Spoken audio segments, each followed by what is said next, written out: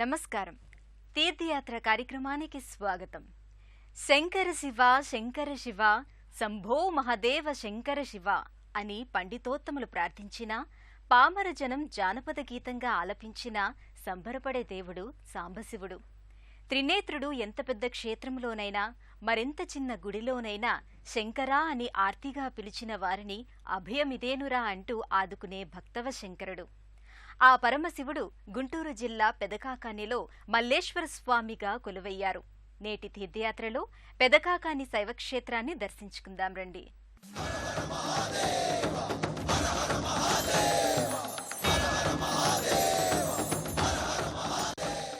ఉత్తర భారతం వైష్ణవానికి, వైష్ణవాలయాలకు ప్రసిద్ధి. దక్షిణాపదం శైవానికి, శివక్షేత్రాలకు నిలయం. దక్షిణాది రాష్ట్రమైన ఆంధ్రప్రదేశ్లో గుంటూరు జిల్లా అనేక శివాలయాలకు పేరొందినది. ఒకనాటి అరణ్య ప్రాంతమైన పెదకాకానిలో ఓ మునీశ్వరుడు తపస్సు చేశాడట. ప్రత్యక్షమైన మహేశ్వరుణ్ణి ఇక్కడే కొలువే ఉండమని, ఈ ప్రాంతాన్ని ఓ దివ్య పుణ్యక్షేత్రం గావించమని కోరాడట. అలా పరమ పావనమైన స్థలిగా పెదకాకాని సుక్షేత్రమైంది. అక్కడ వెలిసిన శ్రీ మల్లేశ్వర స్వామి వారి ఆలయం దివ్య శైవక్షేత్రమైంది. ఆ ఆలయ ప్రవేశం చేసి విశేషాలను తెలుసుకుందాం. ఆంధ్రదేశంలో ప్రసిద్ధి పొందిన పుణ్యక్షేత్రాలలో పెదకాకాని శైవక్షేత్రం ఒకటి.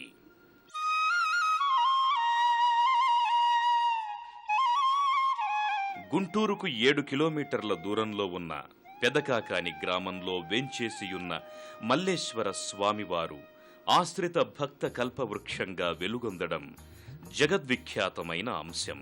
ప్రాచీన కాలంలో కాకాని ప్రాంతమంతా అరణ్యంగా ఉండేది. ఒక మునీశ్వరుడు ఇక్కడి ప్రకృతి శోభను చూసి తపస్సుకు అనువైన ప్రాంతంగా భావించి పరమేశ్వరుని గురించి తీవ్రమైన తపస్సు గావించాడు. పరమశివుడు ముని తపస్సుకు సంతసించి ప్రత్యక్షమై వరం కోరుకోమన్నాడు. ముని శివుడిని అనేక విధాలుగా స్తుతించి తాను తపస్సు చేసిన ప్రదేశం పుణ్యక్షేత్రంగా ప్రసిద్ధికెక్కాలని, మహేశ్వరుడు లింగస్వరూపంగా నిలవాలని ప్రార్థించాడు. శివుడు ఆ విధంగానే వరాన్ని అనుగ్రహించాడు. త్రేతాయాదండకారణ్యే స్థిత కృష్ణా నదీతటే శ్రీమల్లేశ్వర సుక్షేత్రం కాకాసుర ప్రతిష్ఠితం శివలింగార్చనం కృత్వా శ్రీరామః కృష్ణ ఫల్గుణౌ అప్రాప్నువన్మహాభక్త్యా దివ్యాస్త్రాణి మహంతి వై. భరద్వాజ మహర్షి ఒకసారి పుణ్యక్షేత్రాలు దర్శిస్తూ తీర్థాలు సేవిస్తూ కాకాని ప్రాంతానికి వచ్చి దివ్య శివలింగాన్ని దర్శించి అక్కడే ఒక యజ్ఞం చెయ్యాలని భావించాడు. భరద్వాజ సంకల్పానుసారంగా యజ్ఞానికి కావలసిన సంభారాలు సిద్ధమయ్యాయి. వేదవిహితంగా జరిగే ఈ యాగంలో దేవతల కోసం సమర్పించే హవిస్సులను ఒక కాకి వచ్చి తినడం ప్రారంభించింది.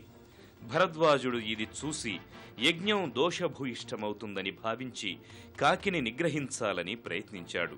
అప్పుడా కాకి మనుష్య భాషలో మాట్లాడుతూ, బ్రహ్మవరం వల్ల హవిస్సులను స్వీకరించే శక్తిని పొందాను. నేను రాక్షస జాతికి చెందిన వాడిని. ఒక ముని శాపం వల్ల కాకి రూపం పొందాను. కాకాసురునిగా తిరుగుతున్నాను.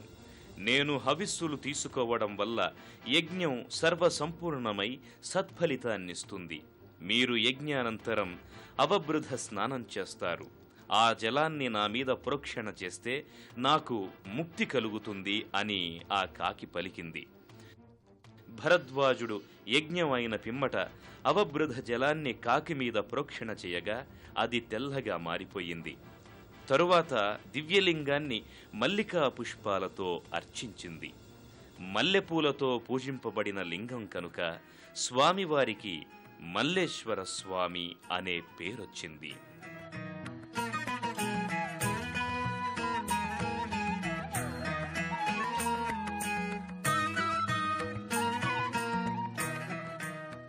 కాకానిలో నెలకొన్న స్వామిని సామాన్య భక్తజనం కాకాని సాంబశివునిగా కొనియాడతారు. అత్యంత ప్రాచీన కాలంలో నిర్మించబడిన ఆలయం కాలక్రమంలో శిథిలమైపోయింది. క్రీస్తు శకం 1509 సంవత్సరం నుంచి 1530 సంవత్సరం వరకు విజయనగర సామ్రాజ్యాన్ని పరిపాలించిన శ్రీకృష్ణదేవరాయలు ఈ ఆలయాన్ని నిర్మించి ఉండవచ్చునని స్థానికుల అభిప్రాయం. అయితే రాయలవారి మంత్రులలో ఒకరైన చిట్టరుసు ఆలయ పునర్నిర్మాణం చేసినట్లుగా, మల్లేశ్వర స్వామిని పునఃప్రతిష్ఠ చేసినట్లుగా తెలుస్తోంది.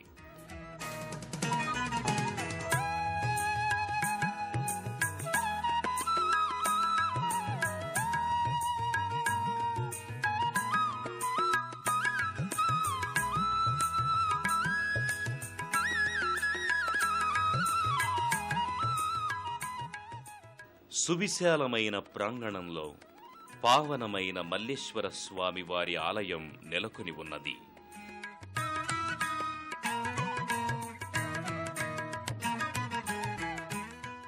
ఏకప్రాకార సంశోభితమై పౌరాణిక చారిత్రక కథలతో, నిర్మాణాలతో భక్తియుతమైన వాతావరణంలో విరాజిల్లే కాకాని శైవక్షేత్రం భక్తులకు కల్పవృక్షంగా నిలచింది.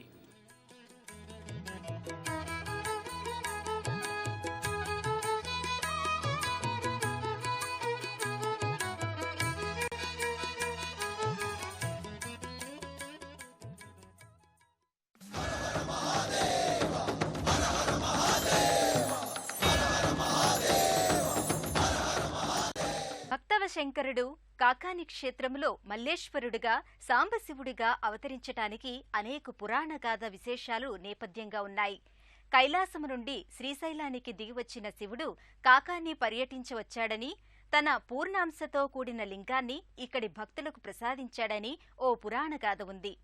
కాకాసురుడనేవాడు మునిశాపంతో కాకి రూపంలో తిరుగాడి మోక్షం పొందిన ఈ కాకానిలో శివుడు స్వయంభువుగా వెలిశాడు. ఆ సాంబశివుడి ఆలయ శోభను తిలకిద్దాం. ప్రతిరోజు రాష్ట్రంలో నలుమూలల నుంచి వేలాది మంది భక్తులు తరలివచ్చి మల్లేశ్వర స్వామిని దర్శించి తమ జీవితాలను ధన్యంగా వించుకుంటారు.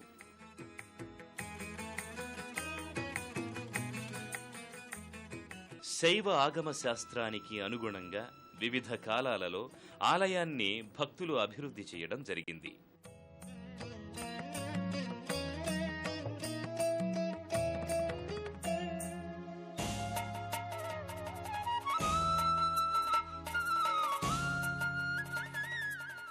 దూరం నుంచి నయన మనోహరంగా రాజగోపురం భక్తులకు కనువిందు చేస్తూ కనిపిస్తుంది.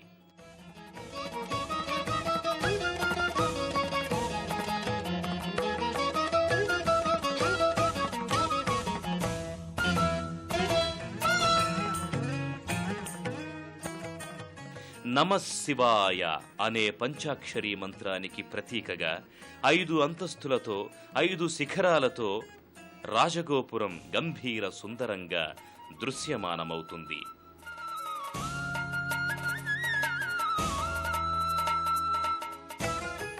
భక్తులు దీని నుంచి శివనామస్మరణ చేస్తూ ఆలయంలోకి ప్రవేశిస్తారు.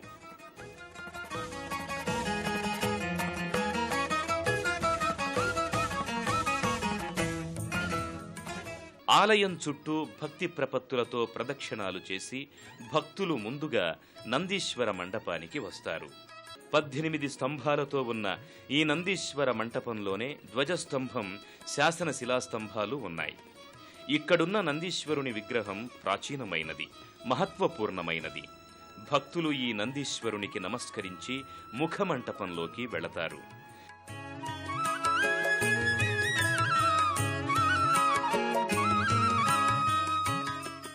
వృషస్య వృషణం స్పృష్ట్యా శంకరస్యావలోకనం శృంగమధ్యే శివం దృష్ట్వా కైలాసం భవతి ధ్రువం. నంది కొమ్ముల మధ్య నుంచి శివుణ్ణి దర్శించినట్లయితే తద్భక్తులకు కైలాసం లభిస్తుందని నమ్మిక. కార్తీక మాసంలో ఈ నందీశ్వరుని చుట్టూ భక్తులు ఆవు నేతి దీపాలను వెలిగించి హారతులు సమర్పిస్తారు. కొంతమంది భక్తులు శివాలయ ఆచారం ప్రకారం నందీశ్వరుణ్ణి స్పృశిస్తారు. చాంపేయ గౌరార్ధ శరీరికాయై కర్పూర గౌరార్ధ శరీరకాయ చాంపేయ గౌరార్ధ శరీరికాయై కర్పూర గౌరార్ధ శరీరకాయ. శివ శివ అనవో మనసా శివనామస్మరణే జగద్రక్ష అని భక్తులు మనసా వాచా నమ్ముతారు. స్మరిస్తేనే ఎంతో పుణ్యఫలం దక్కుతుంటే ఆ శంకరుడి దివ్యమంగళ స్వరూపాన్ని దర్శించుకుంటే మరెంత పుణ్యమో గదా. మల్లెపూలతో పూజలంటే సాంబయ్యకు భలే ఇష్టం. అందుకే మల్లేశ్వరుడయ్యాడు. అంబతో సహా కొలువయ్యాడు కనుక సాంబశివుడు అనిపించుకుంటున్నాడు. గర్భాలయములో ఆ కాకాని సాంబశివుని దివ్య దర్శనం చేసుకుని పునీతులమవుదాం రండి. ముఖమంటపం నుంచి భక్తులందరికీ మల్లేశ్వర స్వామి దివ్యలింగ దర్శనం లభిస్తుంది. ఈ ముఖమంటపంలో చిన్న నందీశ్వర విగ్రహం ఉంటుంది. చతుత్సంభ సహితమైన ముఖమంటపం తరువాత అంతరాలయం, దీని తరువాత గర్భగుడి మనకు కనిపిస్తుంది. పరమ పుణ్యప్రదమైన గర్భాలయంలో స్వయంభూలింగంగా ప్రసిద్ధి పొందిన మల్లేశ్వర స్వామిని సాంబశివునిగా సంభావిస్తూ నమస్కృతులు గావిస్తూ అనేక విధాలుగా కీర్తిస్తుంటారు.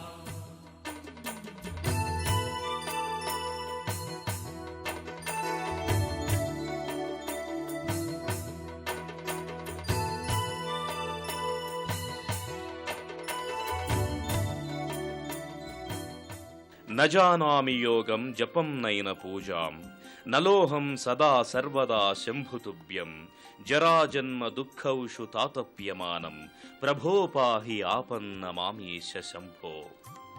మల్లేశ్వరుని దర్శించిన పిమ్మట భక్తులు అర్చనలు చేయించి తమ ఆపదలను తొలగించి వ్యాధులను నివారించి శుభ సౌభాగ్యాలను కలిగించిన సాంబశివుడిని పదే పదే తలుచుకుంటూ పరమానందం పొందుతారు. సిగతరగ ఎగసి పడ శశి తునక మురిసి పడ శివ పదమునట సదనమాయే. గర్భాలయానికి దక్షిణ భాగంలో ఉన్న ఉపాలయంలో భద్రకాళీ సహితుడై వీరభద్రస్వామివారు, ఉత్తర భాగంలో ఉన్న ఉపాలయంలో దివ్యశక్తి ప్రభు సంపన్నురాలైన భ్రమరాంబికాదేవి వెంచేసియున్నారు. అమ్మవారిని భక్తులు వివిధ సందర్భాలలో అనేక విధాలుగా అర్చించి తరిస్తుంటారు.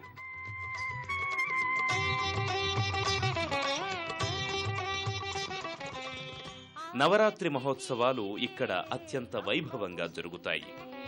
గాయత్రి నీవే, సావిత్రి నీవే, ఆదిశక్తి నీవే, అంబవు నీవే.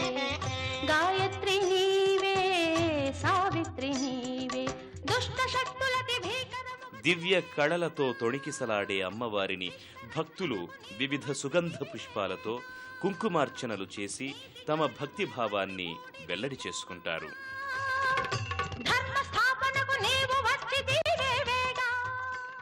గర్భాలయాన్ని, సాంబశివుణ్ణి కనులారా దర్శించుకున్న భక్తులు అదే ప్రాంగణములో కొలువైన వివిధ దేవతామూర్తులకు నెలవైన వృక్షరాజములను దర్శించి ప్రదక్షిణలు చేస్తారు. అక్కడ ప్రతిష్ఠించిన నాగశిలా విగ్రహాలను సభక్తికంగా కొలిచి తమ కోర్కెలను నివేదిస్తారు.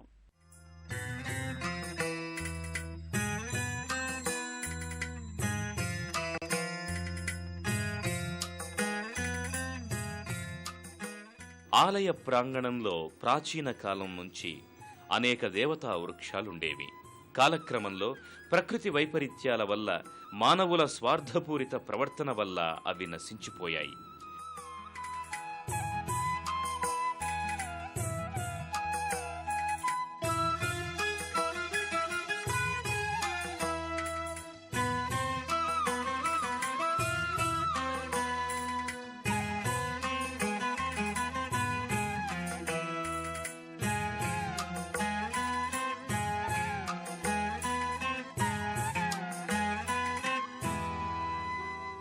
తరువాతి కాలంలో కొంతమంది భక్తులు తమ భక్తి కొలది రావి, వేప చెట్లను నాటి పెంచి పోషించారు.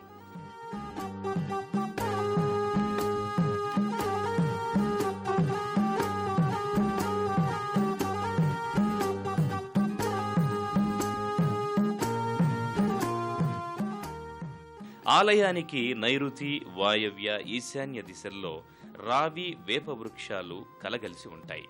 వీటిని భక్తియుతంగా వివిధ పర్వదినాలలో భక్తులు పూజిస్తుంటారు.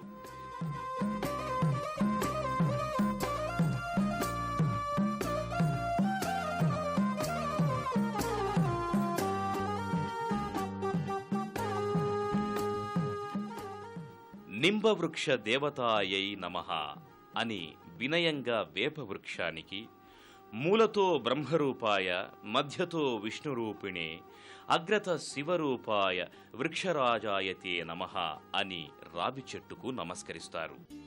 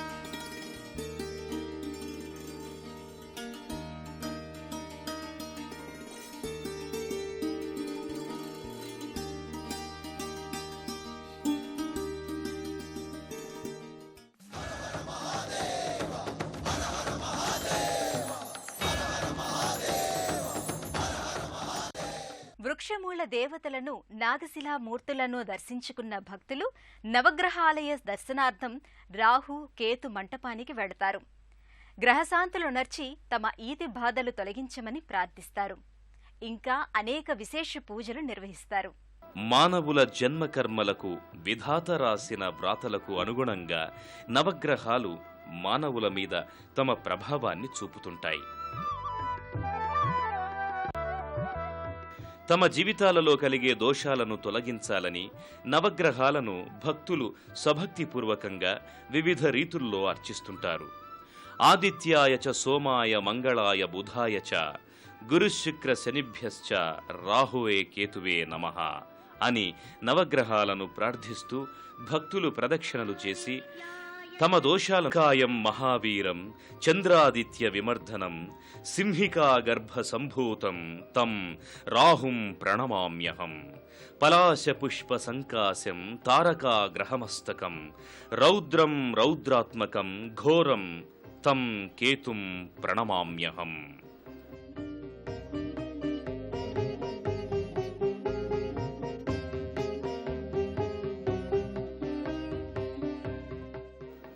ప్రత్యేకంగా నిర్మింపబడిన రాహుకేతు పూజా మండపంలో భక్తులు రాహుకేతువుల పూజలు జరిపించుకుంటారు.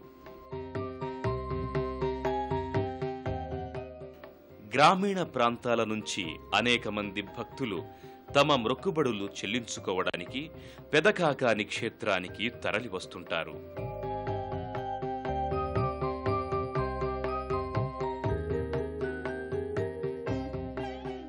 పాల పొంగళ్లు వండి స్వామివారికి నివేదించి ప్రసాదంగా తరువాత అందరూ స్వీకరిస్తారు. నమామీశమీశాన నిర్వాణ రూపం విభుం వ్యాపకం బ్రహ్మవేద స్వరూపం.